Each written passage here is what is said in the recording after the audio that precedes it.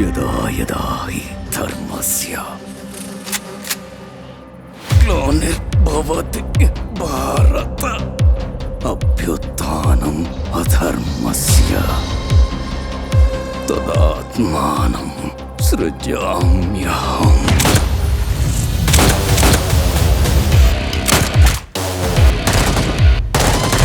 ఎప్పుడైతే అధర్మం పెరుగుతుందో అప్పుడు నేను ధర్మ రక్షణ కోసం వస్తా. మనల్ని రక్షించడం కోసం అమ్మవారు ఒక రక్షకుడిని తప్పకుండా పంపిస్తుంది. నాకే రక్షకుడు అక్కర్లేదు, అరికాళ్ళని కూడా ఆయుధాల్లా మార్చేసేవాడు కావాలి. మేజర్ అభిమన్యు కన్వర్ అనే మీరు 11th Gurkha regiment service officer చట్టవిరుద్ధమైన ప్రవర్తన వల్ల వెంటనే కోర్ట్ మార్షల్ కోసం ఆదేశాలు ఇస్తుంది.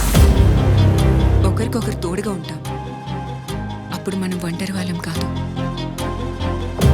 సరిగ్గా నడవడానికి 2 వారాలు పడుతుంది. నేను 2 ఏళ్ల వరకు ఇక్కడే ఉంటాను. మీకు ట్రాన్స్ఫర్ అవుతుందా? జంప్ చేయటం వచ్చా?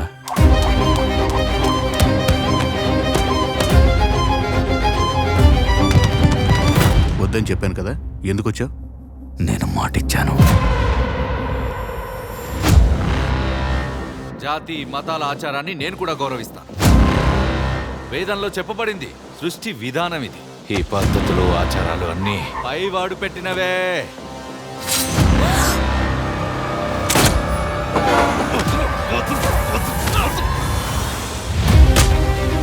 మనం శూద్రులం ఎందుకయ్యా? ఇది చూడు, మరి లా ఎందుకు చదివిస్తున్నారు? కాన్స్టిట్యూషన్ మీద ఒట్టెందుకు వేయిస్తున్నారు? తిన్నగా అరేంజ్మెంట్ గురించే చెప్పొచ్చుగా. గొడవ పట్టం రాదు నాకు, యుద్ధం చేయటమే వచ్చు. నీకు 2 దారులున్నాయి, రాజీ పట్టం లేదా యుద్ధం. తథాస్తు.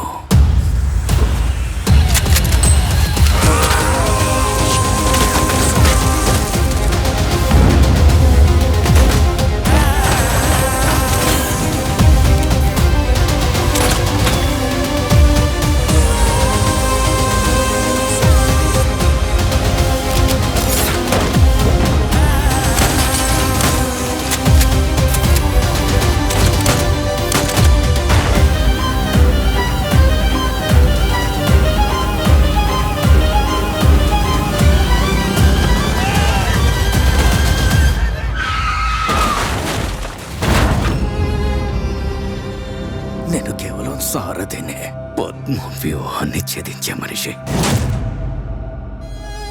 నేను ఓడిపోవచ్చేమో, కానీ పోరాడి ఓడిపోవాలనుకుంటున్నాను.